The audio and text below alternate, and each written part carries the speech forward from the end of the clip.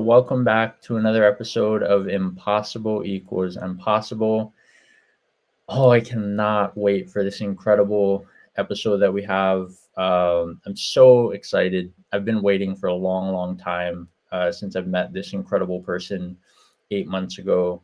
And when this show was created, Impossible Equals Impossible, it was really about sharing the full story of people's journeys, right? We all have that situation that we think is impossible, and you overcome it, and you really redefine this idea of what's possible, and you learn in that moment the power of possibility. And for the longest time I was accepting my reality instead of chasing my potential.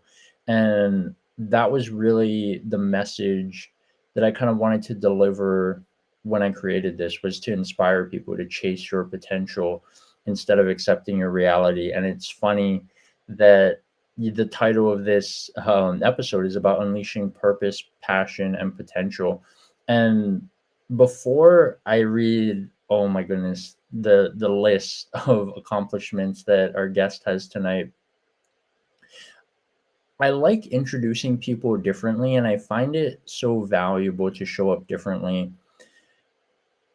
I've been looking forward to doing this episode for a long time because I met this person 8 months ago, and I'll never forget our first interaction because in the 2 years that I've spent training with some of the most successful, incredible people in the world, and between either what I've experienced or what other people that I've worked with have experienced, I've kind of seen it all. And I'm not really an emotional person, but she moved me to tears with her message, and she's an absolutely incredible person. So with no further ado, we're going to read this this incredible bio. So our guest tonight is Rachel Druckenmiller. She's an award-winning thought leader and TEDx speaker, and she's a catalyst who helps people unleash possibilities and unmute themselves. For nearly 20 years, she's helped leaders and organizations elevate engagement, purpose, and possibilities by activating character, curiosity, and connection. As a trained facilitator and professional speaker with a background in workplace culture, health, and human behavior, Rachel brings a unique perspective and set of skills to catalyze both introspective insight and meaningful connection that leads to lasting transformation. Recognized by Smart Meetings as a Best of the Stage speaker in 2023, the Daily Record as one of Maryland's top 100 women, and 2022 Forbes as a Next 1000 honoree in 2021, Workplace Magazine as a 40 under 40 game changer in 2019, and the #1 health promotion professional in the US by the Wellness Council of America. In 2015, Rachel is a change agent whose refreshing perspective has helped her stand out as a leader in her field. She served clients ranging from 20 to 60,000 employees, including organizations like Citizens Bank, Sherwin-Williams, United Healthcare, and the Federal Aviation Administration. She is also a course instructor for Simon Sinek's virtual classroom. In 2023, Rachel became a TEDx speaker as well as a singer-songwriter and started releasing original message-driven music on all streaming platforms. Rachel holds a master's degree in health science and a bachelor's degree in psychology, and is the host of the bi-weekly live stream show Unmute Yourself. Rachel is the founder of Unmuted, a speaking and training company whose mission is to activate the power of curiosity to ignite personal and professional clarity so people move forward with greater confidence and courage. And oh my goodness, with no further ado, everyone, I bring to you my good friend, Rachel Druckenmiller. Rachel, Hi. thank you so much for being here. It is such an honor to have you here. So grateful. But here's where I want to start, right? You've had an incredible professional career, but it hasn't always been that way. right? Tell us a little bit about kind of who is Rachel Druckenmiller and how did you get to this amazing career and list of things that you have now? Well, thanks for that. I mean, I think a lot of it is I'm a very persistent and tenacious, but patient person. So I grew up, my parents were they're actually both teachers, and then they left teaching to start their own businesses. So my dad has been a management consultant for 45 years. And my mom has had her own financial planning business for 25 years, but she's been in finance her whole career aside from teaching. So I just grew up in this environment where I saw people creating their own reality. And so, a lot of the times how we grow up and what we're exposed to tells us what can become possible for us. And so my model was like, oh, just make up what you do and then people will pay you. And that's what I thought work was. That is so funny that that no, that's hilarious. What's so interesting too, right? Like when we're reading that bio, you had spent most of your time kind of in the corporate space, right? Like you Mhm. went to college, you got your master's degree, and all these things.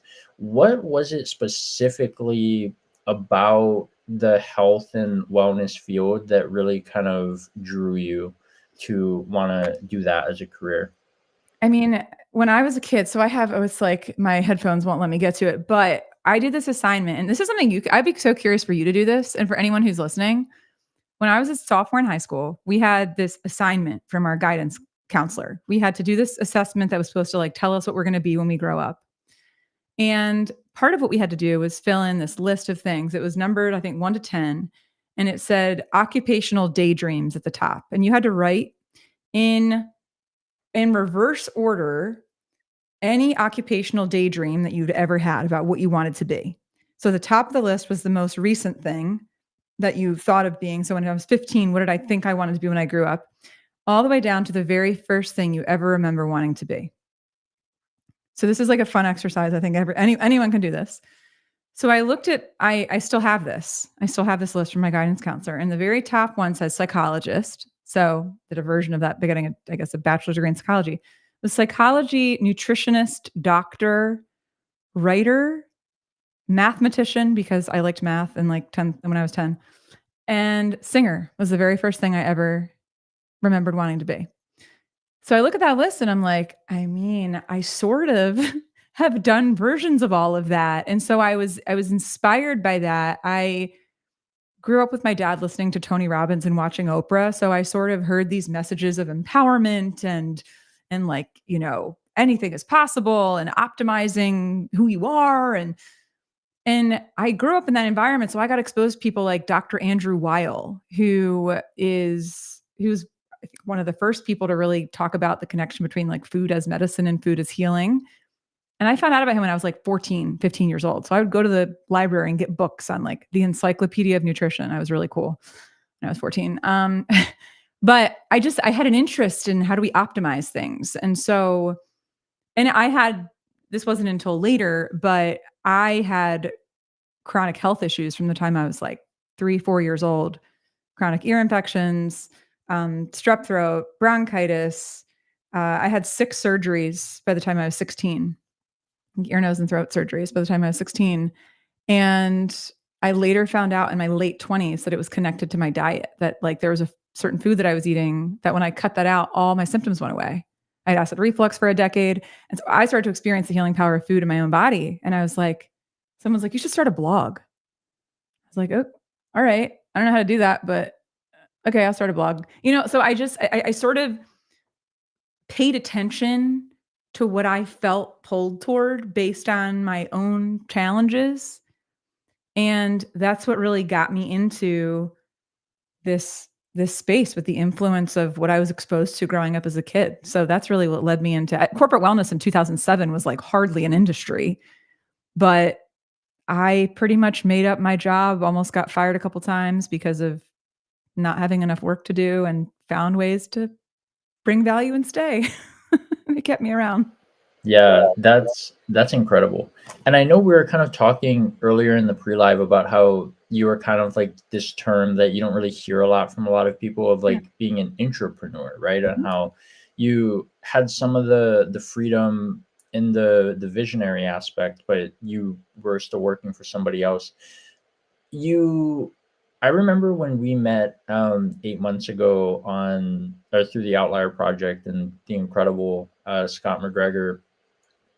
You had talked about how I think it was your junior year of college. You Mhm. went to Spain, and Yeah. it was a really transformational trip and experience for you. Yeah. Can you kind of talk about what did you really kind of discover there, Mm. and why was it so transformational, and what did it actually kind of lead to for you? So the thing I've come to realize since I was on that, um, Thursday afternoon session that they so generously let me come on and talk, is this theme, this thread that I've seen running through my life that I'm working on a book and I'm writing about. I'm noticing like how many stories connect to this one theme. And the theme is, and it tees up the Spain story, is accept the invitation. Accept the invitation. So a lot of times we have opportunities that come our way. Things come up, someone says, "Hey, have you thought about this? Hey, you should do this." We feel like we're drawn towards something.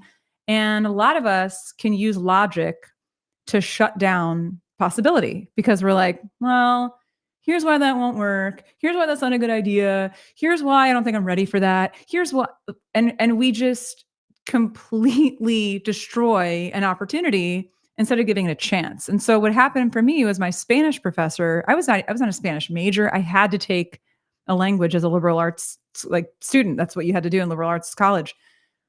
I took Spanish. I would think maybe it was my first semester. My Spanish professor pulled me aside after class one day and he said, "You know, you really have a knack for language. Have you ever thought about studying abroad?" Now, for context, my parents still live in the same house that I grew up in, where they have lived for 44 years. I grew up in Maryland. At the time, at 19 years old, had never been further west than West Virginia. And you don't need to know too much about geography to know that West Virginia and Maryland are not that far apart. So the idea of living across the ocean in another country whose language I barely spoke for 4 months was not really something I had considered. But I talked to enough people. I talked to my own mother and I said, you know, talked to my parents, talked to coworkers because I was interning at the time at the company I ended up working at for 13 years. And I was like, my professor thinks I should like study abroad. And every adult was like, yes, you have a chance to go live in Europe for 4 months. You're not going to have that shot in your life ever again. Like, go do it. And so I signed up to go and I was so nervous and I was so afraid of missing out on a semester at college. But what happened was sometimes in order to get ourselves unstuck, we have to immerse ourselves in a completely different environment. So I get immersed in a culture where I had one other friend living in the same city as me in a different I was living in a homestay. So I lived with a woman and her granddaughter who spoke like no English. I didn't speak a ton of Spanish. I'd had like a year of college Spanish, okay? And I'm in this culture of people that are they're vibrant and they're expressive and they're artistic and they're musical and there's color and there's dancing and there's laughter and I'm immersed in this. And the weather's like San Diego, so it's like 75 degrees with no humidity and beautiful every day. So like twist my arm, you know. But I'm in this environment and I was forced to try and do all these new things. I was constantly out of my element, constantly feeling like I need to figure out how to say that thing. I need to figure out how to interact with this kind of person. I was a horribly picky eater when I went over there. And I read a book before I left called Spain is Different. And one of the things they taught us was if you didn't like something, you had to say, it's not my favorite. You could never say I didn't like it. You had to try it and then say, it's not my favorite. And I tried all sorts of foods. I'd never had a lentil before. And so my palate got expanded and I got to travel to Belgium and all over Spain and to Portugal and for 4 months. And I came back and I just felt more expansive as a human being. That is so powerful. And Leading into that, you had shared something, I think it was on Instagram, that I don't think I'll ever forget this quote, because the biggest, I would say, insecurity that I had to overcome was like my age, right? I've always been the youngest person in, I'd say, probably 90 to 95% of professional rooms that I've been a part of. And then over the past 2 years, as I started training with some of the most successful and incredible people in the world, that 10 that theme kind of followed me, and I was like, you're the only one, in your 20s, and these people are like 2 3 times your age, like. And you shared something, and this quote was so profound. I want to make sure that I got it right, so correct me if I'm wrong, but I'm pretty sure I'll get it right. You said that an invitation is an indication of qualification, and that really blew my mind, because when I look at a lot of the massive opportunities that I've kind of had over the past, we'll just say 4 or 5 years, I started noticing this theme in my life where I wasn't really chasing things. It was kind of just things that I was invited to, right? It was like you attracted it, the way that you treat people and all these things. And it reminded me that sometimes, like, and you said this as well, you have to like borrow belief in other people until you have enough to do it on your own. So if I'm not mistaken, right, going with this story, that trip was kind of the catalyst where you started to pursue the dream that you said you had in the very beginning, to sing, right? Yeah, it really, it was like that. I look at that as an invitation, right? So my professor, I in my head could be like, "You have a semester and a half of college Spanish. What business do you have going and living in a Spanish-speaking country for 4 months, really?" Like, I could have, in that moment, been like, "I'm not even a Spanish major, like, why would I do that?" You know? We can think of all the rationalizations for why to not do it. But if I looked at it as, like, an invitation, my professor thinks I'm qualified. My Spanish professor is, like, inviting me into this opportunity. And I mean, he's a pretty credible person to to be a judge of whether or not someone would be equipped to do something like that. And so instead of doubting myself, I'm like, well, if he thinks I can do it, sort of like if this person thinks I can do it, then why don't I think I can do it? And so it wasn't until I think I was on a podcast like 4 years ago, maybe. And, sometimes you're in a conversation with people and you just say something and you're like, wait a second, let me write that down. So I was on a podcast and I said that as I was talking, it was like an invitation is an indication of a qualification. And they were like, it was Trevor. He's like very active on LinkedIn stuff. Trevor Houston.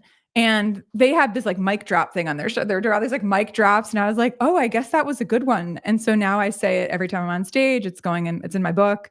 And it's funny you say that because that has resonated with a ton of people, that it's like this reminder that don't let your age disqualify you. Don't let your experience disqualify you. Don't let your limiting belief about yourself and your lack of qualifications or enoughness or whatever disqualify you. If another person invites you into an opportunity and there's somebody that you trust, respect, and admire, borrow their belief in you. And until you get to the point where you actually see what they see, just ride on their belief and just like coast on that for a while. And that was what, again, going into accepting one invitation sort of makes you build momentum and be like, they were doing tryouts for the spring concert for gospel choir. And I'm like, I'm going to wait till everyone leaves so as few people as possible can hear me try out, but I want to try out for this thing. And I got it, and then I got a solo every semester after that. And I got to like do this thing that I had been doing by myself in a room with the doors closed from the time I was like 7, and it was awesome. Yeah, that's so epic. And first, I just want to say to the people who showed up in the audience, Angie, so good to see you. Thanks for being here. Lee, good to see you as well. And Tina, I know LinkedIn's a little funky. Some people said that they were having trouble getting in, but that was so powerful, Rachel. And when we look at like what singing has kind of meant to you, right? Like You've released, gosh, like 3 songs at this point. You just had a music video that came out like a couple weeks ago. Really, I'm curious for you because each person is so different. What has singing really kind of meant to you on like a soul level? Like, Mm, what is it about singing that is something that just feels like this is kind of in many ways like what you were born to do? I've heard you kind of say that before, like mm. speaking and singing is what you were kind of born to do. I think there's a part of each of us that if we look back, there was something that when we were really little, we were drawn to or interested in or fascinated by. And maybe we dabbled in it a little bit. And then maybe as we got older, we decided we weren't good at it, or it's a waste of time, or somebody else told us we're not good at it, and we get away from it. And when I think of when I felt, I was a very shy, guarded, timid child, soft spoken. I think people saw like a home video of me at like 7, they would be like, "Same person?" Yes.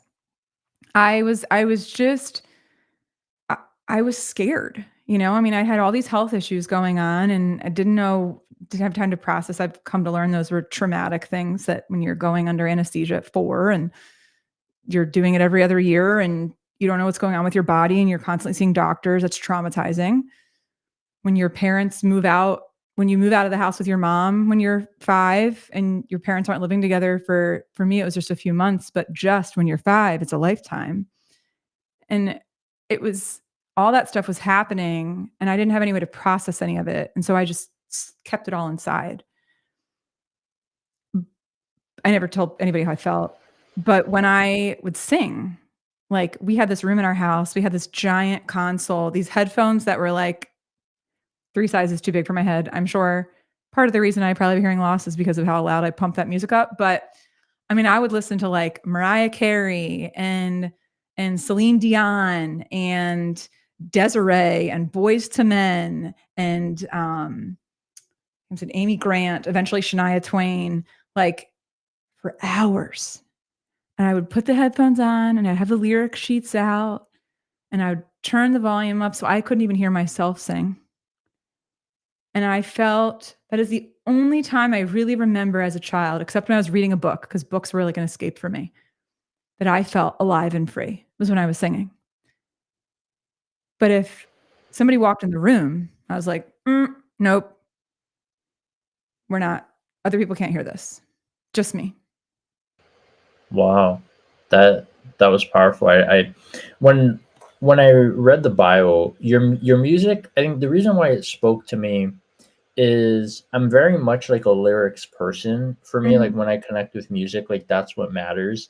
And when we look at the 3 songs that you've written, Somebody, Didn't See It Coming, and Light Bulbs, there's so many deep, impactful messages in those songs that I feel like is universal for people, Mm, right? Like when we're talking about Somebody, I remember when we were first introduced to you, the hook that kind of like blew me away was they're like, she's a keynote speaker and she sings at when she does her keynotes. And I was like, oh wow, that's cool. Like I had never heard of that before. And then I actually heard Somebody and I was like, wow, this song is like incredible. And I mm, remember I'll never forget I was watching like one of your keynotes and you said these 8 words will change your life if you let it. You are mm, somebody, you matter, and you are enough. And when I heard that, I was like, wow, like how many people need to hear that mm. message? And kind of talk to, because Somebody was your first song. One, like, how was that process? And what has that song really meant to you? Like, obviously, it's impacted millions of people at this point, but what has it really meant to you on your journey of unleashing purpose, passion, and striving to achieve your potential? Well, the interesting thing is I didn't even know I could do it. Because Because I don't read music. I don't play any instruments. So I'm not like a traditional musician in that regard. I've always liked writing. I liked writing poems a lot when I was little. I've always loved to write. I mean, I had like a stack. If I were like, when they ask you the question, what would you take from your house if it were on fire? All of my journals, like, because they're just, they're like my history, you know? And I was just doing covers during the pandemic and posting things occasionally on LinkedIn.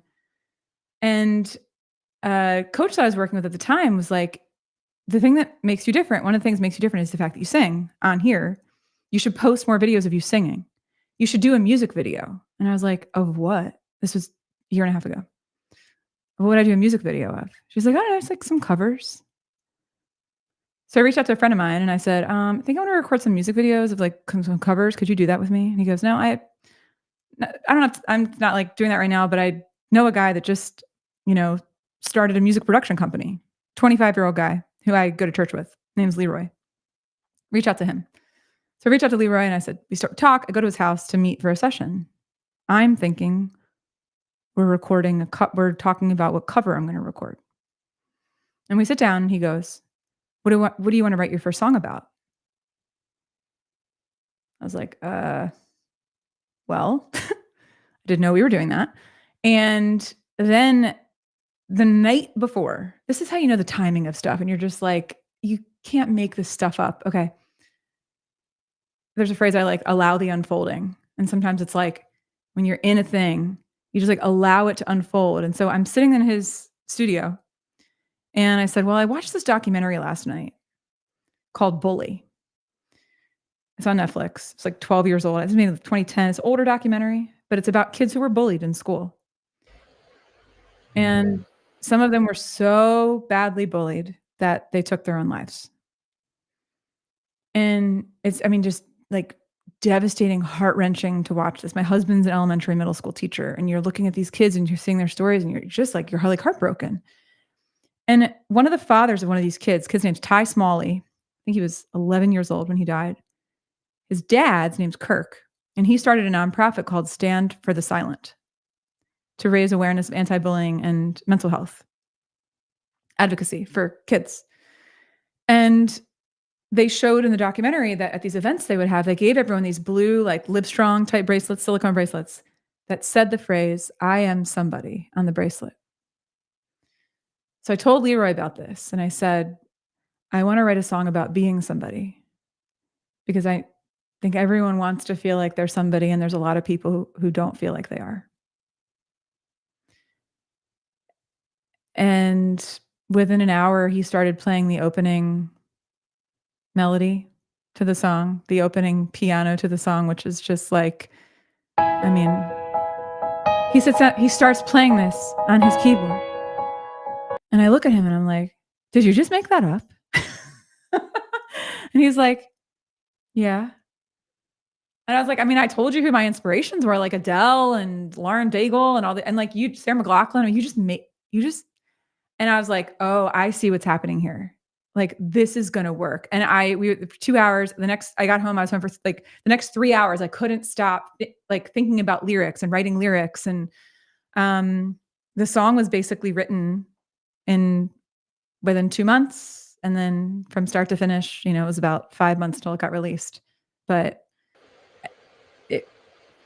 for me, the message was a song to my 9-year-old self and my 16-year-old self and my burned out 32-year-old self and my, at the time, 38-year-old self who just needed to be reminded that she was somebody without having to prove it or without having to achieve her way into being somebody.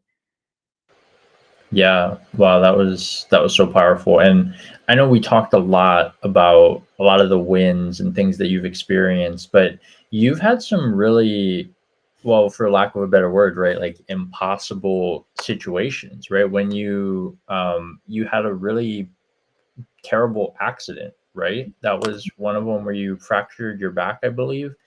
And then you had another situation when you got a version of mono, right? That was that really kind of crippled you. What was the biggest thing that you learned from those two experiences that you would share with anybody who either is or feels like they're kind of getting to that point of being in an impossible situation? So the mono happened when I was 32, when I was the director of well-being for my company, right? So it was like, do as I say, not as I do, clearly, because I'm not exactly living out my role right now. But I got mono, Epstein-Barr virus. It's an acute form of mono. So I was very sick for months. I mean, there are people that have this for years and are just completely debilitated by it.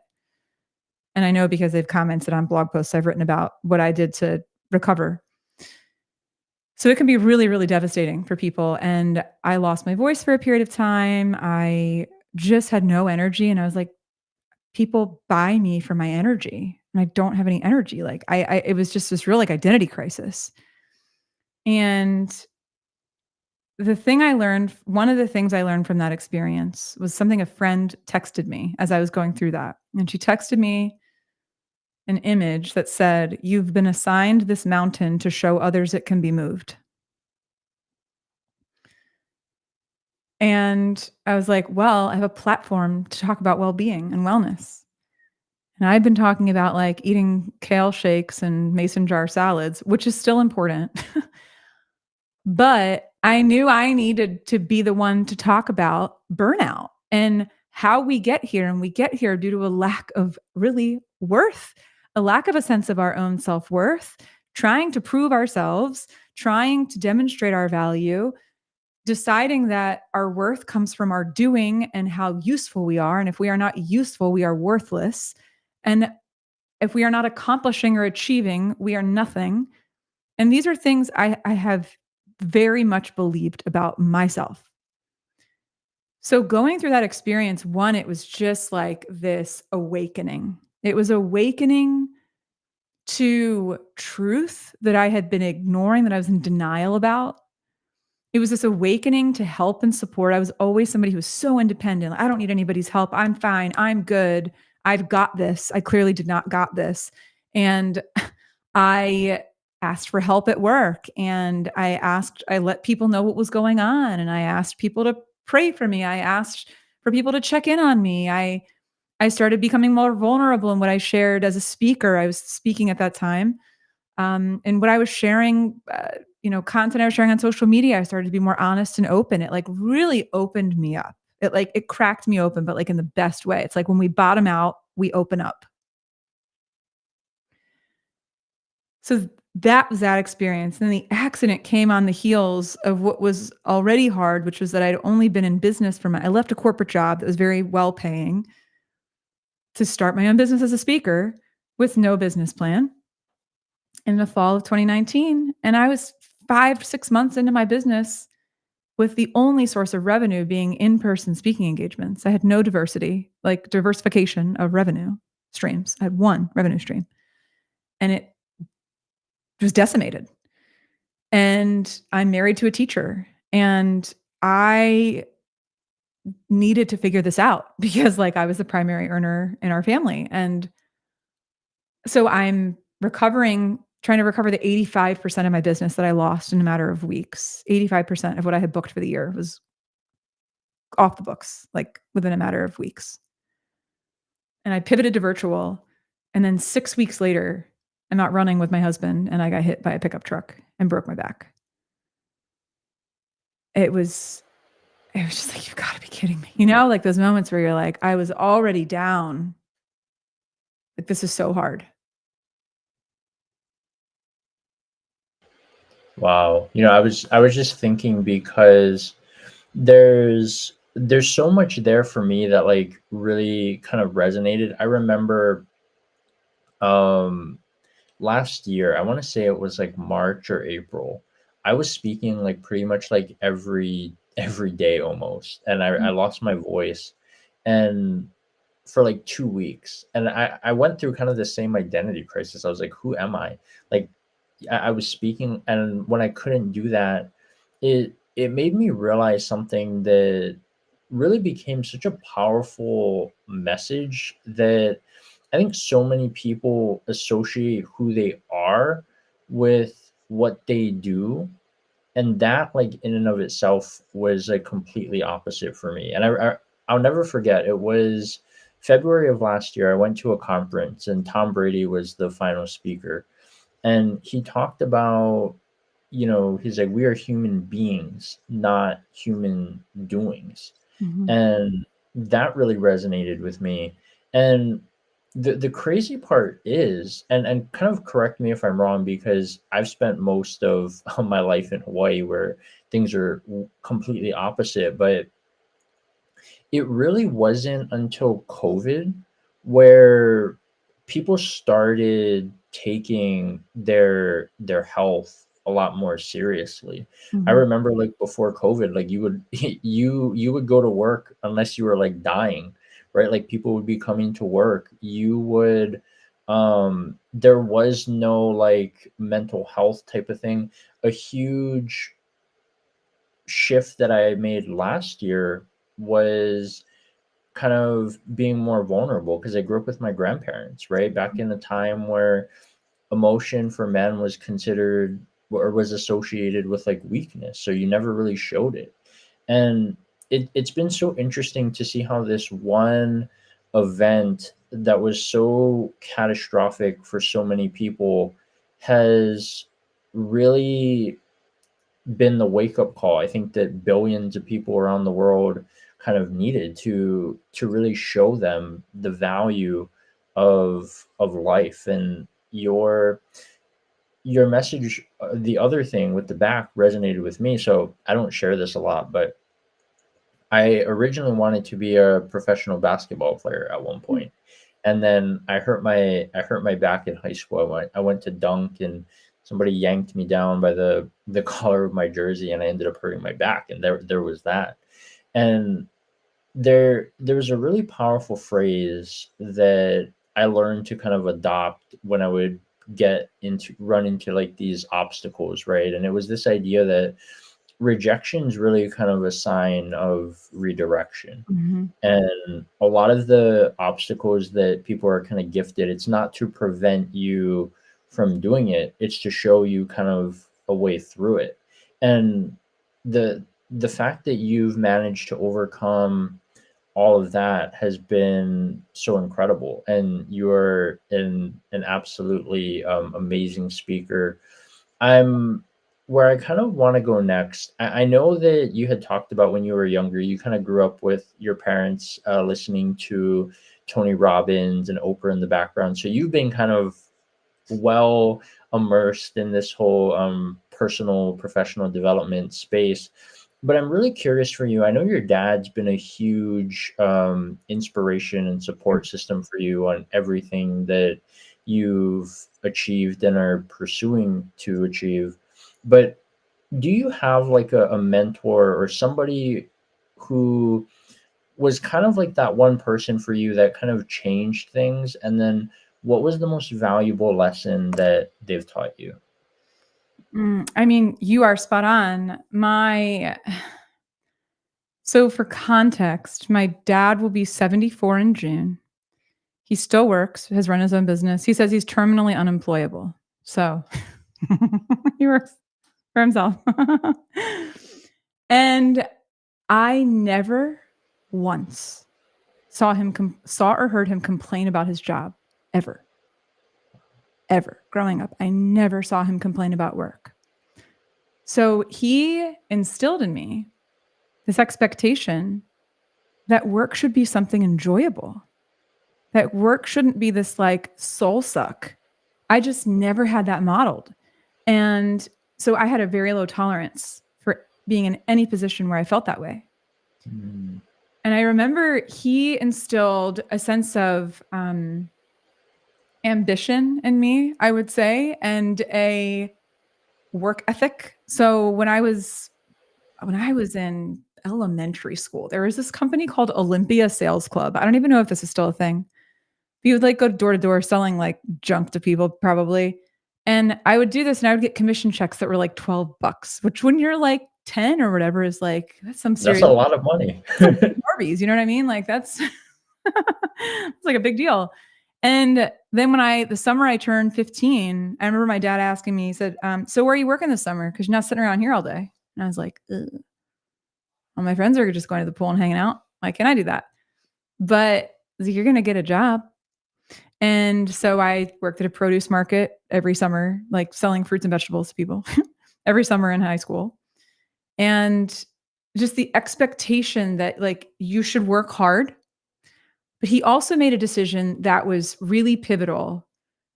When we were younger, my brother and I, my dad had opportunities to work with clients in New York City. Now I live in Baltimore. New York's about 3.5 hours away. He made the decision to forgo money because he could have made a lot more money if he had been going up to New York to work. But he knew it was going to require him to be away from his family more than he wanted to be away from his family. And so he turned down those opportunities. He said, if I get one opportunity in New York, I'm going to get more opportunities in New York. And I'm not going to be able to be present with my kids and my wife.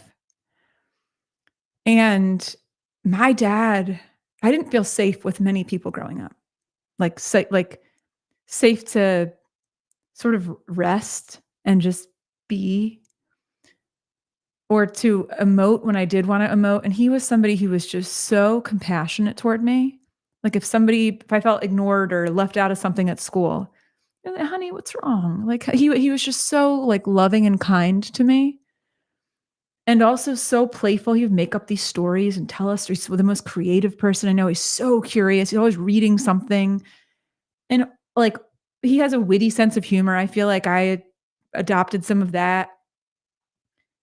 Just like he's a high integrity human being. I truly cannot think of anyone else who has influenced my life and my career, even like my marriage, what I expected in a man as a husband, who I've been with my husband for 18 years. My dad thinks my husband hung the moon. He's obsessed with him. It's adorable. But like that mattered to me a lot, that like my dad was like really high approval of whoever I was going to pick as a partner. So for all of those reasons and more, it's hands down my dad. Yeah, that's so incredible. And for me, I remember for the longest time, it's like those would be the stories that would get me like really emotional, just because my dad wasn't ever really like a part of my life much. So the fact that I get to experience, like, you get to hear these stories from other people, right? And even though you kind of find those like father or mother figures and mentors, it's just not the same as like your mom or dad. So that's like such an incredible story. And I remember like when I can't remember, I think it was when somebody came out, and then I think it happened again, which we'll talk about next, when you did your TED talk. Like your dad is like your number one fan, and he's like, I told you. He's like, I told you that would happen. So that was so incredible. After you've done, we went through the list of massive companies and stages that you've spoken on. You decided that you wanted to do a TED talk on essentially this concept of self-silencing and unmuting yourself, right? Which is something that you have essentially kind of lived. I'm curious for you, being that you've spoken on like some of the biggest stages, right? Like for some of the biggest companies in the world, what was it about the TED platform that one wanted you to do it when there's a lot of like restriction, right? Like they control the time. You can't, they have to approve like your talk, your topic. You didn't really have a lot of control, yet you felt like your message was so powerful. And I'm kind of curious for you, like, yeah. Yeah. You're spot on with how heavily regulated it is. And I'm used to like getting on stage for an hour and just doing what I want and having conversations with people and interacting with the audience and doing all this stuff. And when you're in a TED talk, you're basically getting a monologue, which I can do. It's not my favorite form of delivery. Like I prefer to do things where I'm like in conversation with people or they're participating. So that alone was an adjustment for me. But it's at the end of every year, my husband and I, we like reflect on a series of questions from stuff in the prior year and things in the year ahead. And we anyone could do this. On a piece of paper, you could write down, I'm trying to think if I have one of these somewhere around here, but you would write down images or words that represent things that you'd sort of like dream of seeing happen in the year ahead. Represent visual representations. You don't have to be a good artist. I'm not a good artist at all. But we sit down with some markers and pens and we'd like draw some pictures of things. And we started doing this probably 2018, maybe 2018, 2019. And one of the things I had written, and that image every year was a red circle with the words TEDx on it. For the previous 3 or 4 years, I've written a record with notes around it.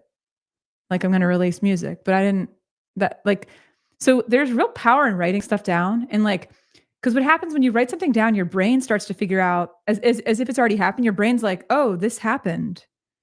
How did this happen? And then we like start to almost like reverse engineer it. And then your brain wants to figure out if you have a vision for something and you're really clear on it and you're really focused on it, your brain gets to work. And it's like, how are we going to make this happen? So I hired a TEDx pitch coach. So there's people that have, because they get pitched constantly. TED events get so many submissions. The event I spoke at had over 300 submissions and 8 speakers were selected. So she pitched me. It was an event that was an hour from my house. It was on my 39th birthday. And I was like, you can't make this up. Like, really? And the theme was fresh perspectives, which I felt like this topic of self-silencing was a fresh perspective. And so I worked with a coach I'd worked with several years ago to, work on the flow and all of that kind of stuff. And I was like, I'm going to sing in it, even though that feels like a real big risk, but I'm going to sing in a TED Talk. Because why not? Of course you look back and you're like, oh, here's what I would have done differently. I would have done this differently. I would have done this differently. And it's like a whole thing. But it's something I've always wanted to do. And the opportunity came along and I prepared a lot for that. I mean, to memorize basically 18 minutes worth of content without a break, with like 4 cameras and a bunch of lights shining on you, with like people staring at you in the audience, people you don't know, is it's intimidating. But I went through the whole thing. Something I did not know about TED Talks, by the way, fun fact. A lot of talks are edited. So somebody might be on stage speaking, they forget a line and they stop. And then they might go back and restart. And this happens a lot. So the final talk you see is often a talk that has been edited because there's 4 on my shoot. There were 3 or 4 cameras on all times. And so they can cut, the person will restart and they can cut, but you might be watching a talk that the person was actually on stage for 30 minutes and just stopped and started a bunch. But then when you see the final talk, it looks like it was continuous, but it wasn't. Wow. That's cool. I didn't know that. Well, I love that because that's kind of a huge thing for me, right? Like there's a lot of things that people see like the finished product and then you're like, oh, I want to do that. And then when you kind of like get into the thick of it, you're like, oh, this is not what it appeared to be. In that TED Talk, I was blown away at the end that you actually did sing, but there were 2 things in that talk that really kind of hit me and kind of resonated. The first one was that story that you shared about, I don't know, was he like some type of doctor or Danny professor? Mm-hmm. Yeah. And you talked about how he said, make every moment count. And that like really resonated about how I think so many times people focus on what success kind of looks like instead of what it feels like. But then you asked a question that blew my mind, and it was, who gets the best of you and then who gets the rest of you? Or was it what? Yes, I think you got it. Yeah. You got it. Don't doubt yourself. You got this. Yeah. Yeah, those were, I mean, I wanted curiosity. I think curiosity is a catalyst for possibility. And so I think the best way to unlock insight is to ask people really powerful questions and to invite them to sit with those questions and to ponder those questions and to ask other people those questions and to journal about those questions. I am such an advocate of that. I'm not by nature a prescriptive person, meaning these are the 3 steps that everyone needs to follow to get to A, B, and C outcomes. And if you do them, then you're a winner. I believe that it's messier than that. It's more complicated. I believe that if you're willing to sit with a question that is a real deep question, you can gain your own insight about something and don't need to be told. So the who gets the best of you, who gets the rest of you? I asked right at this event that I was speaking at. This is a global consulting firm, and they had about 200 of their leaders in the room. And it was a 50-minute talk on burnout, basically. And I asked the question, and there's a woman right 2 days later reached out to me on LinkedIn. This was in 2018, I want to say. Reached out to me on LinkedIn and was like, I've made this huge change. And it turns out that like she took that one question home to her partner and her 9-year-old son because she was so exhausted from traveling for work. And then she found the courage to, ask her boss to be like, can I not travel anymore? Can I just be based in this office? She advocated for herself, right? And her boss could have been like, take a hike. This is your job. You knew what you were signing up for. But this woman was like so clear on the fact that she was giving the worst of herself, whatever was left to her family. And then, as I shared in the talk, like when she said at the end, I slept better after she made that decision. She said, I slept better last night than I have in a year. I was like, oh my gosh, like how many other people are walking around with that same experience, but they don't know it because they're just stuck in the wheel and they don't realize the impact it's having on their life. But she did something brave. And that's what a question can do. A powerful question can unlock bravery and courage in people. No, yeah, I completely agree. I know we were kind of talking about this on the pre-show, but last year I had one of the most inspiring people that I've ever met. I call her my mentor mom, Dana Delgado. And she has this saying that the questions that you ask are more valuable than anything that you can share. And I think that that's so true because if you ask a really detailed question, I notice this a lot with a lot of the high profile people that I get to meet and interact with. They're just like blown away. They're like, wow, like nobody asked these type of questions. And Rachel, correct me if I'm wrong, but I find that in order to really be somebody who asks like deep, insightful questions, you kind of have to be somebody that asks yourself those deep, insightful questions because I always share this like tip for people. Like if somebody asks you a question and you get stumped, you ask them the question back. Because most times most people haven't answered the question that they asked. But I said, don't ask me because I've answered it. So it's like I'll have an answer. I'll have an answer. That's great advice. That's great advice. It's like, well, you're the one asking. You must have thought about it a little bit. Tell me what you think. I love that. And because the person, I heard someone once say, the person who asks the questions holds the power in the conversation. Mm-hmm. Yep. It was a really high. I noticed this a lot when I started training with a lot of elite mentors. The people who were really great at what they did, they talked the least.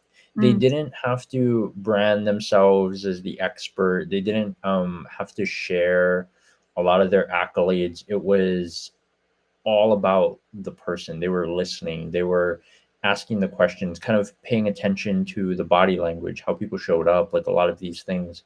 And it changed the way that I started approaching my conversations where if I was the person that was talking more, I would like internally be like, okay, you need to be quiet. Or like go when it's done, it's like, okay, maybe we weren't as concise here. Like we need to figure out how to open up more time.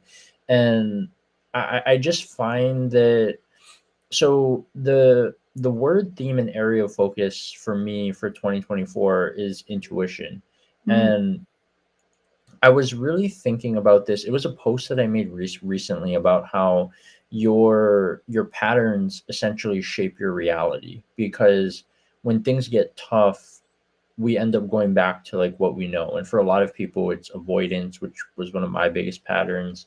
And when I was really sitting with myself on that pattern, I was like, I think the biggest thing that I probably avoided over, gosh, the past 10 years has been this intuition, because I noticed that every single time that I met people, I knew instantly whether or not I wanted to know more, or if I was like, okay, maybe, this doesn't align with me. But for some reason I didn't listen to it. And what I learned last year, that was kind of the wake up call for me, is that everything that, like, my first, like, what I thought I knew ended up happening. So it was like, when you don't trust your intuition, you are going to get punished. And when it doesn't seem so bad when you look at it as like a course of a year, but when you start piling like 10, 20, 30 years down the line, all those things compound and you realize like how much time you essentially kind of wasted, right? Like, it was one of the things that you said in the TED talk, like, you have to make every memory count. I'm curious for you, because I know that intuition is like a really big part of a lot of things that you do. You're very like intuitive with how you go on your conversations and the language that you use and things like that. What were kind of some tips that you could share? Like, if somebody is, say, they're trying to develop their instincts or trying to build that intuition, what would you kind of share with them? One thing that I think doesn't get talked about enough that everyone could do is to pay attention when you're in a conversation, when you're about to make a decision, to notice how your body feels. So here's what I mean by that. I was in a conversation with somebody 2 weeks ago who wanted me to speak at a thing that was like an event that was maybe going to be like 10 people, that was going to be something local. It was unpaid. It was like after work hours. They weren't my ideal target audience. There was no guarantee of anything coming out of it. And I'm noticing as I'm in this conversation that my body is just feeling more like contracted. Like, I'm just noticing as I'm going, I'm just like feeling a lack of energy. Like, when you're having a really good conversation with somebody, you're like feeling it, you're present, time, you're not even paying attention to the clock. You're like, who cares what time it is? This is amazing. And that, like, those things mean something. Those feelings mean something. And so I was noticing that I was just feeling really closed off, or I was looking for all these excuses as to like why I should maybe do it. But I'm like, you're trying to talk yourself into something you clearly don't want to do. Like, your body is like, no. Your body's like, we don't want to do this. This is not a good use of your time. But I didn't want to disappoint somebody. So I might be inclined to say, like, let me think about it. Compared to today, I was having a conversation with two people that I'm very likely going to hire to do some marketing stuff with me. And the more they were sharing the kind of stuff they're doing, the more we were talking, I was asking questions, they were answering them. I felt this like bubbling up, this like percolating energy, like in the center of my chest. And I said something. I was like, honestly, I've learned that like when I feel energy moving through my body, this is a real thing, right? Like, when I feel energy moving through most of us are so in our head with all of our decisions, we like forget that there's a body that tells us stuff. You might be fidgeting. You might notice, again, your shoulders coming forward. If you're closing in on yourself, that is your body trying to tell you something. But if you feel like expansive and open and energized, that's telling you something. And that was the feeling that led me to try out for the gospel choir solo, was the like heart beating out of my chest. Go do this. That is what got me to sign up for the professional speaker training that I had to wipe out my savings account to do in 2018, because I knew that that was the step I needed to take to build my skill to leave my job as a speaker. I felt like I almost felt like my heart was like yanked, like it wasn't going to let me stay in the seat. Or if I'm at a conference, and this is before I started speaking at conferences, if I'd be in the audience and somebody said something on stage that I was like, oh, like a panel. Let's say there's a panel and they open the floor for the audience, and I fundamentally disagree with, respectfully, something that was said on stage. Like I would get on the microphone and I like sitting there feeling like my heart beating out of my chest. So a lot of how I've learned to, it's always been there, but to pay more attention to it as I see a somatic therapist. So somatic is of the body. And so a somatic therapist in a therapy session while you're talking will have you pause and be like, okay, I noticed a shift. I noticed this. What are you feeling in your body? Where are you feeling it? And most of us are so out of touch with our body that we don't even notice when those things are happening. So I think one of the greatest gifts we can give ourselves is like, that's where like meditation or any form of movement, like when you expand or you do certain yoga poses, like there's just certain things when you're dancing and you feel free or whatever, right? The signals that your body is sending you are there to be honored and acknowledged and not pushed aside and ignored. I think that is one of the best things people could do to connect to their own intuition, is to notice how their body is responding to a person, to a conversation, to an opportunity. Yeah, that was powerful. And it was interesting because a couple weeks ago, when Nick Saban retired, we through one of my other really good friends that I met through the Outlier Project, she was in Alabama, so she like covered him and built relationships with all those people. Well, I actually got to hop on like a Zoom with his mindset coach person, and he was talking about how intuition is really about giving your feelings kind of direction, right? Like you have these things, but you don't really kind of know where it goes. And I know for me, that's kind of how it was most of my life. Like I've always been an analytical, kind of in your head type of person. So I knew that I was slowly getting to this place. Like the more that I became vulnerable, the more that I started sharing stories and listened to people and served and all these things, I was slowly getting to that point. But I love everything that you shared. And I think the thing that blew me away so much about this conversation was I didn't realize how much adversity that you've actually had to overcome. And this is exactly why I love this show, because for a lot of these people that you see, like they have the massive like bio, the track record, the big stages, the awards, all these things, people kind of forget that even if you're in a position like how you said, right, like growing up as a child, besides your health issues, like you grew up with like two wonderful parents who Mhm. supported you and all these things. But adversity shows up in so many different ways that I think that a lot of people, it's not just your childhood, right? Mhm. Like it's things that you go through um at every stage, like kind of how you have.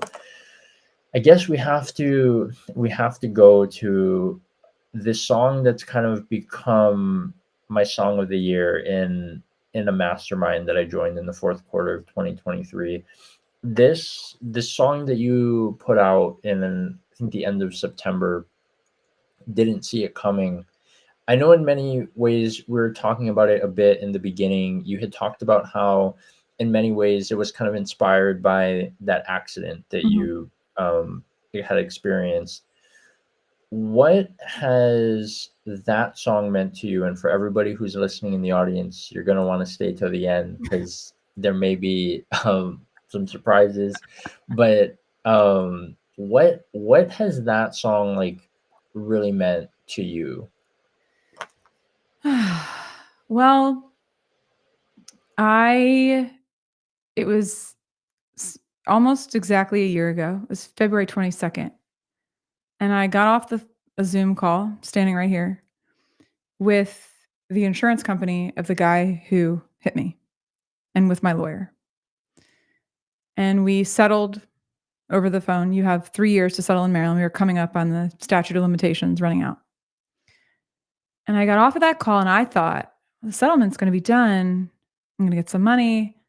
I'm going to feel a sense of resolution and like closure. And I got off of that call, I was home by myself, and I just started like crying.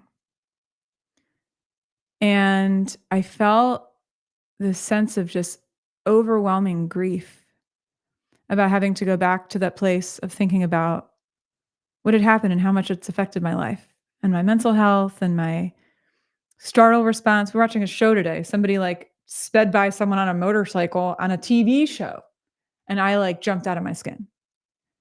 And this is almost 4 years later. And it's like, what amount of money can make up for your life being so disrupted? Your physical health, your mental health, your emotional health. And I just didn't feel the closure I thought I was going to feel. And 2 weeks after the settlement, I'm walking around my house cleaning my kitchen.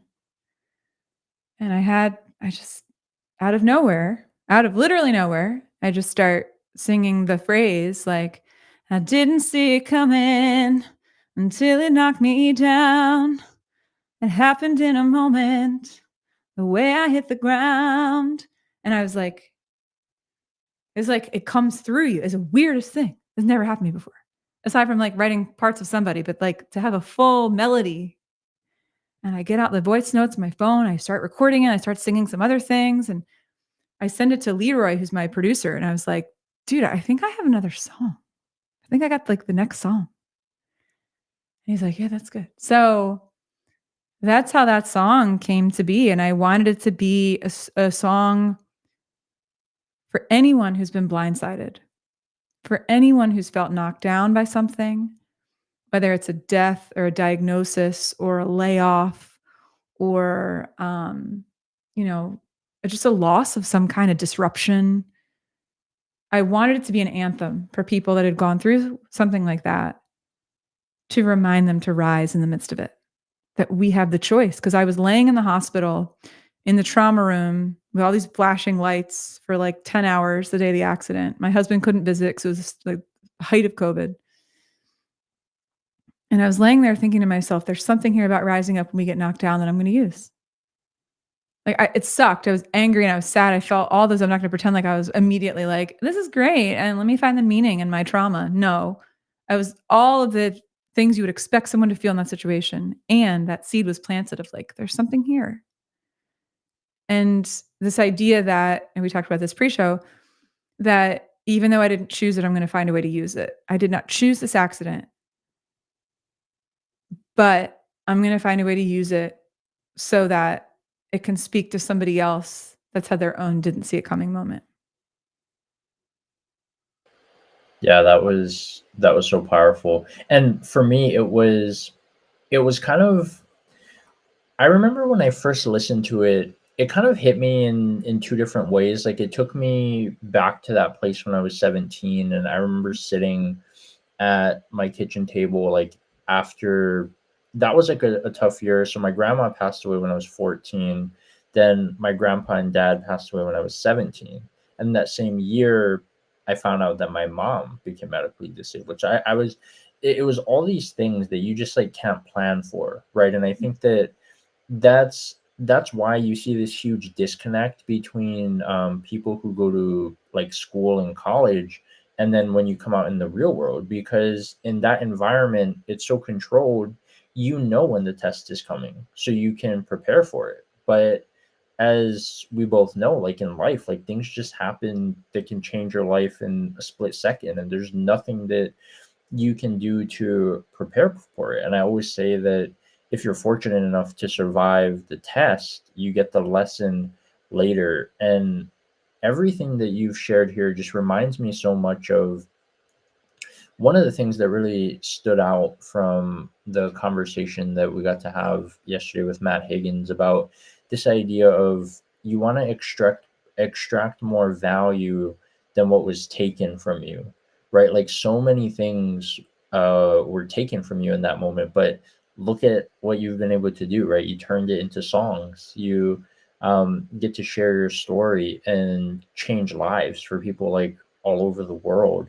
And I know that we're gonna. So if you're still around, Rachel is gonna sing. But I have one more question that I'm really curious about for you. Yeah. You when you created light bulbs, that message in and of itself is so powerful, and I think that that one probably resonated with me, not just because it's the most recent one, but because I'm very much that type of person where it's like I've practiced gratitude for going on like 4 years daily now, that I was always the one that was like helping people. Mm. And last year, when I was in this place of not like the greatest place, but I really kind of learned in that moment that for me, gratitude was the light in a room full of darkness, and how no matter what happened, I wasn't kind of broken. But I want to know from you, because you just had your first music video, what was that experience like? And obviously the song's incredible. I watched the music video as well. What Yeah, I just kind of want to know how is it making a music video? Like, what are your thoughts? I did not know what to expect. I mean, when this song came about, well, I know you know this. I think it started as a poem that I wrote after Twitch passed away from suicide. So it's interesting to me that two of my songs, all three of my songs are rooted in something like really tragic and Yeah, sad that happened. But I think the most beautiful art is often created from the greatest devastation. And it's not that we want devastating things to happen so that we have something to create, but I think it's an inherent part of who we are as humans, that we're seeking to redeem. We're seeking to make something feel like it wasn't for nothing. We're seeking to bring value. We're seeking to find purpose and meaning. And I think creating art is one of the ways that we do that. And so for me, the song, I thought back to when I burned out and had mono, and no one checked in on me when I was like sort of ghosting everybody and being difficult to work with. Nobody checked in on me to be like, "You're not quite yourself. Like, you want to talk?" It was just more like we see that somebody's off and then we assume they have an attitude problem or they're mad at us or whatever, and we never actually like ask them how they are. And it's often the people that shine the brightest that are like, that we even say like, "Oh my gosh, are you this happy all the time? Are you this energized all the time? Are you whatever all the time?" No, no one is. But to like really especially be checking on the people that seem to be shining the brightest, because chances are that light is coming from like I think, a deep well of knowing pain and struggle. When it's sincere and it's not like bubblegum positivity nonsense. But when it's like you can feel the weight of their message, you're like, you've been through some stuff. And I just think there's too many people that over the course of their days, they just wonder if anyone notices. They wonder if they're the only one struggling. They're afraid to speak up because they think if I say anything about the fact that I'm having a hard time, well, so is everybody else. Who am I to say anything? Or I don't want to be a burden to anybody. So, you know what? I'm fine. I'm fine. And it's like, just be my favorite line of the song is like, just be the strong one, the nothing's ever wrong one, the go along to get along one. Because that's what we feel like we have to do. And I was like, I needed to write a song to people. You're like, check on those light bulbs. Like, and if you're a light bulb, like, acknowledge that you're a light bulb and have some people that you can go to and be like, I know I'm shining bright on the outside, but I'm feeling really empty inside. Like, you got to have some people that you can be honest about that with. So that's why I wrote it. And the music video, we talked about in December. We were like, I was like, we should do like a music video for one of the songs. Like, well, let's do light bulbs. And then Leroy's like, I know this like abandoned warehouse in Baltimore that has this really cool studio space, that has this really cool rental space. I was like, all right, cool. They have light bulbs in there. How perfect. We did not bring a single item to that set. Everything on that set was already there. So I showed up with these two videographer guys and I was like, how does this work? There was no like shot list. There was no anything. I sang the song 10 times. So in a music video, you actually do have to sing. So people are like, were you actually singing? Yes, you actually do have to sing, because if you are lip syncing, these muscles won't activate and people can tell that you're not singing. So whenever you watch somebody singing along with their music video, that's never the track that's on the video.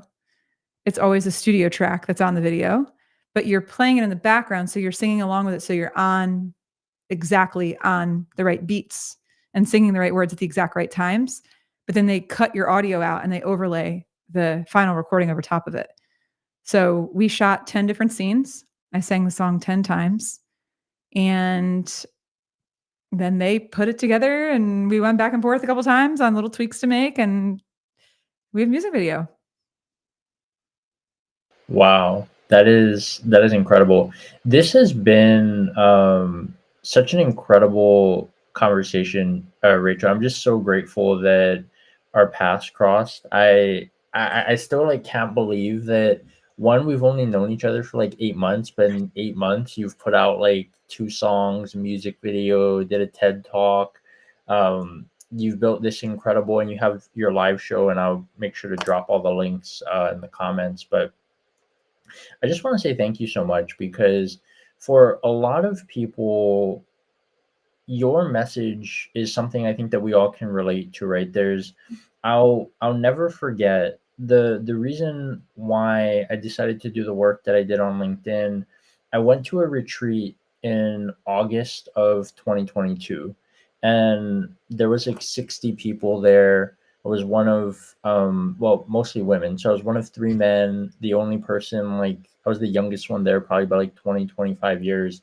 And I knew nobody. Like I didn't, that was the most uncomfortable moment of my life. Yet it taught me probably one of the most valuable skills that I've learned, which was the ability to just listen and support people. Like I felt like I was so used to being the authority, and it was, while it was so scary because it was out of my comfort zone, I learned to just take a step back and listen and support people, and it's been an absolute game changer for me. But I remember I had to share my story, and this was the first time that I had ever done it.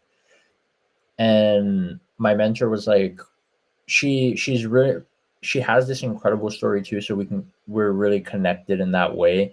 And it was really uncomfortable because she shared it like out loud, because I was in the front row, I thought like nobody could hear. And then she's like, what? She's like, you did what? And I was like, oh God. I was like, oh. And then I went from like almost being like unknown to like known, and it was the weirdest thing. But she asked me a question that really kind of changed the trajectory of my life. And she said, when are you going to stop being the best kept secret and share your story?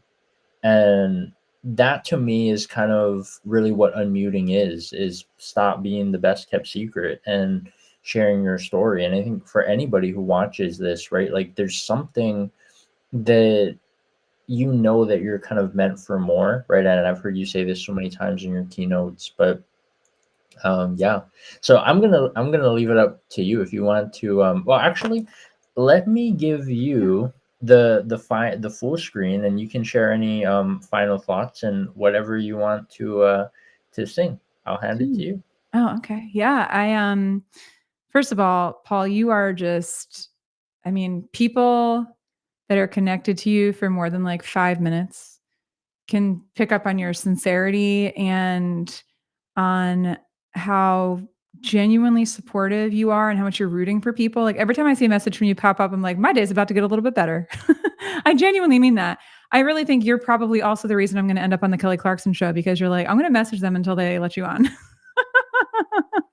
So let's just declare that right now on live television here, that's going to happen. So I would love to sing Didn't See It Coming, since that's your favorite one. And I hope that as you're listening to it, you connect to, since you're so connected to gratitude, and for anyone listening, that you connect to like a sense of deep gratitude for your own resilience, your own capacity, your own strength, your own determination, that you connect to gratitude for the people in your life that have been there with and for you in those didn't see it coming moments that helped you rise back up. So with that,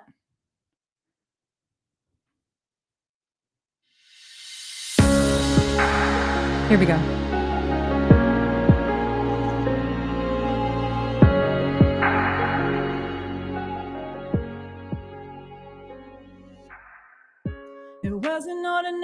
sunny Sunday, typical in every single way. You might say there was nothing going on, thought your life could never change in one day.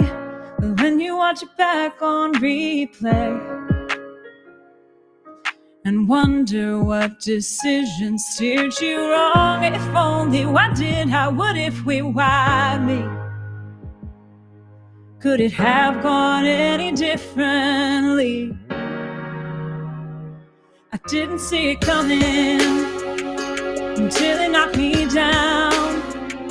It happened in a moment, the way I hit the ground. I didn't know it happened, and it was hard to breathe. Now I need the wind that was knocked down on me.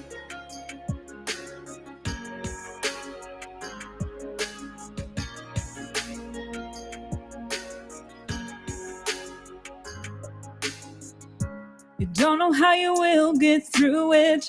Seems like the pain won't go away. You feel numb and scared, defeated and alone. When you wonder if you're gonna make it, tell yourself you're gonna be okay. 'Cause you have made it through hard things before. If only, why did I, what if we, why me? Could it have gone any differently? I didn't see it coming until it knocked me down. It happened in a moment, the way I hit the ground. I didn't know it happened, and it was hard to breathe. Now I need the wind that was knocked out. It might break me down, but it won't break me. I didn't see it coming. I say who I am, not what happened to me. I didn't see it coming. What do you do when you get knocked down? Do you stay there on the ground? Or do you rise? Do you rise? Do you rise?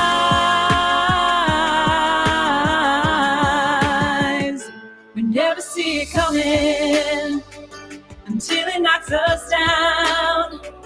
But we can rise above it and get up from the ground. You might be devastated. You might be devastated. I know it's hard to breathe, but you gotta live.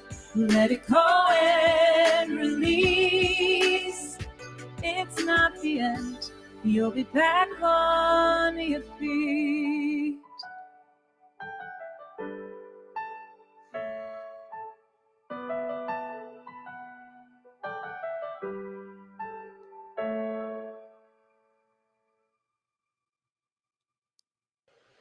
Oh my goodness, Rachel, blown away. I was actually like just thinking, outside of Bill, I think I've probably like heard you sing like live the most. I don't even know like how many times. Like this is such a incredible, I'm just so happy for you. And yeah, we're definitely gonna make it happen.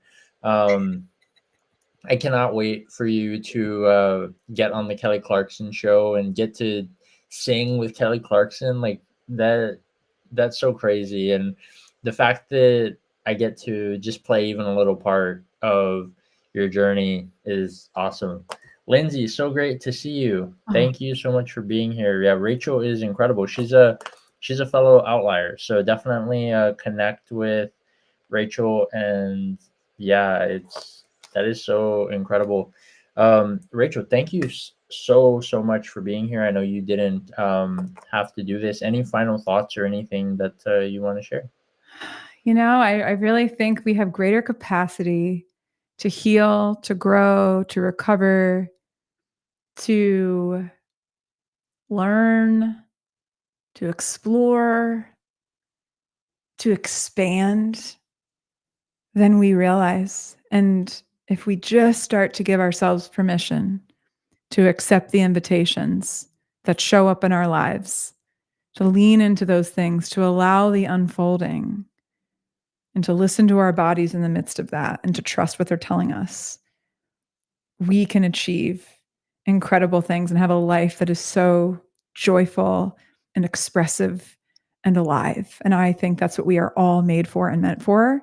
And I'm grateful to you, Paul, for being the light that you are to so many people, for being the encourager that you are, for being the elevator of others that you are, and for being someone who just clearly continues to challenge himself and put himself in situations that other people be like, hard pass by.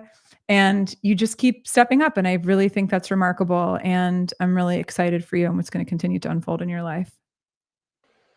Yeah, thank you, Rachel. Thank you so much for your kind words. Means the world coming from you. I receive all of it. And I want to say thank you so much to everybody who showed up. I know LinkedIn's been having its tech issues, but this is on YouTube as well, so you can catch the replay. And yeah, if you haven't connected with Rachel, definitely go do that.